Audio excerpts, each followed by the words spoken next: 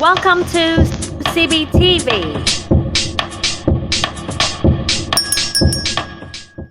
Practice your mother's hand.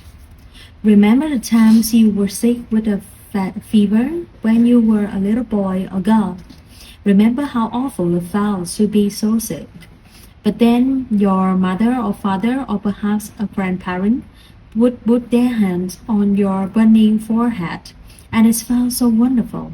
You could feel the nectar of love in their hands, and that was enough to comfort and reassure you. Just knowing they were there beside you brought relief. If you do not live close to your mother anymore, or if your mother is no longer present in her usual bodily form, you have to look deeply to see that she is, in fact, always with you. You carry your mother in every cell of your body. Her hand is still in your hand. If your parents have already passed away and you continue looking deeply like this, you can have an even closer relationship with your parents than that of someone whose parents are still alive, but who cannot communicate easily with them. You may like to take a moment now to look at your hand. Can you see your mother's hand in your hands, or your father's? Look deeply into your hand. With this insight and with the love and care of your parents, bring your hand up to your forehead and feel the hands of your mother or father touching your forehead. Allow yourself to be cared for by your parents in you. They are always with you. Living beings. We have a tendency to distinguish between animate and inanimate life forms, but observations show there's a life force even in the objects we call inanimate. Life force and consciousness are in the stem of a ginger or in an acorn. The ginger knows how to become a plant, and the acorn knows how to become an oak tree. We cannot call these things inanimate because they know what to do. Even subatomic particles of the speck of dust has vitality. There is no absolute dividing lines between animate and inanimate, between living matter and inert matter. In so-called inert matter, there is life, and living beings are independent on so-called inert matter. If we looked the so-called inanimate elements out of you and me, we would not be able to live. We are made of non-human elements.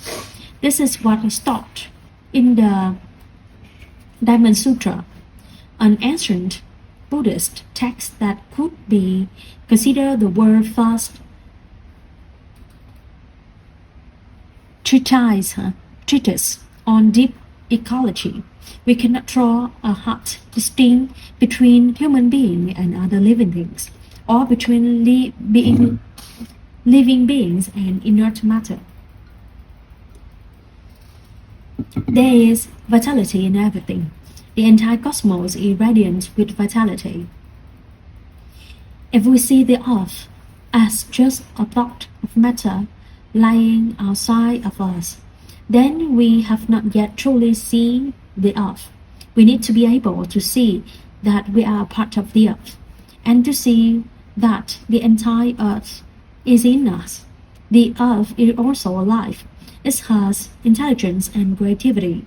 If the earth were inert matter, it could not give birth to countless great beings, including the Buddha, Jesus Christ, Mohammed, and Moses. The earth is also mother to our parents and to us. Looking with the eyes of non-discrimination, we can establish a very close relationship with the earth. We look at the earth with our heart and not the eyes of cold reasoning. You are the planet, and the planet is you. The well-being of your bodies is not possible without the well-being of the planet. And that is why, to protect the well-being of your body, we must protect the well-being of the planet. This is the insight of emptiness.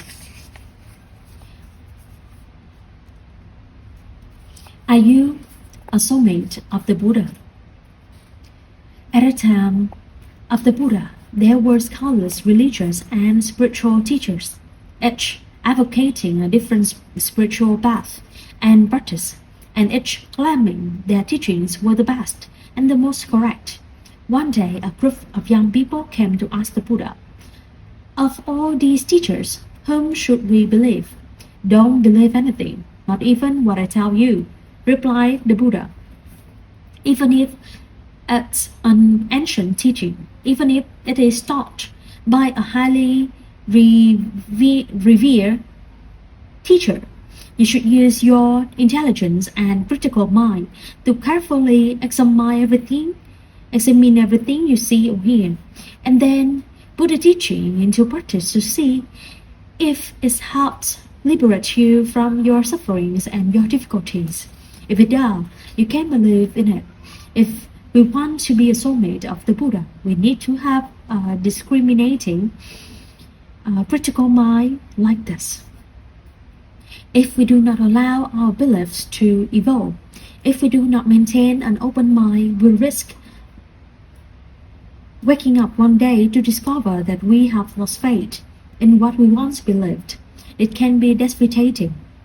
As practitioners of meditation, we should never accept anything on blind faith, regarding it as absolute. Regarding it as absolute, unchanging truth. We should investigate and observe reality with mindfulness and concentration, so our understanding and faith can deepen day by day. This is the kind of faith we cannot lose, because it's not based on ideas or beliefs, but on experienced reality. Is there reincarnation? Many of us are resistant to the idea that one day we will die. At the same time, we want to know what happens when we die. Some of us believe we will go to heaven and live happily there. For others, it seems life is too short and we want another chance to do better next time around. This is why the idea of reincarnation seems very appealing. We may hope that the people who have committed acts of violence will be brought to justice in the next life and be made to pay for their crimes. Or perhaps we are afraid of nothingness, of oblivion, of not existing anymore. And so when your body starts to age and disintegrate, it's tempting to think we might have the opportunity to start again in a young and healthy body, like discarding worn-out clothes. The idea of reincarnation suggests there is a separate soul, or spirit that somehow leaves the body at death, flies away, and then reincarnate in another body. It's as though the body is some kind of house for the mind, soul, or spirit. This implies that the mind and body can be separated from each other, and that although the body is impermanent, the mind and spirits are somehow permanent.